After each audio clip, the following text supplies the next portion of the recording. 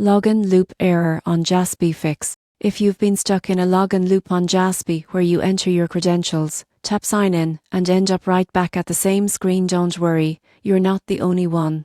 It feels endless, but the good news is, it's easy to fix once you know what's really happening. The surprising truth is that it's rarely your password or account causing the issue. Instead, the login loop usually comes from corrupted cache files, outdated app data, or network restrictions blocking Jassby's login system. Here's how to fix it. First, fully close the Jassby app.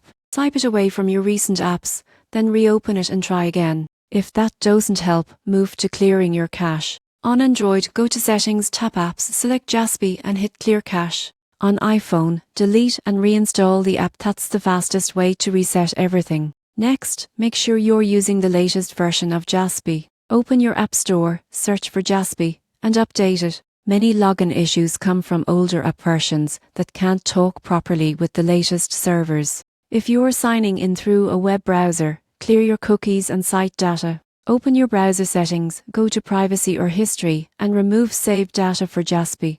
Those expired cookies often trap you in the loop.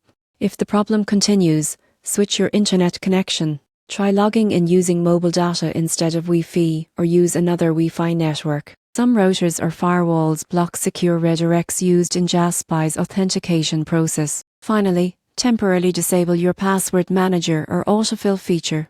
These can accidentally re-enter old credentials and cause the loop to repeat. Once you've done all this, restart your phone and log in again. You should be able to access your account without any issue. So, next time the login loop appears, don't panic. It's just a tiny glitch, not a locked account. A quick cache clear update and network switch are all you need to get Jassby working smoothly again.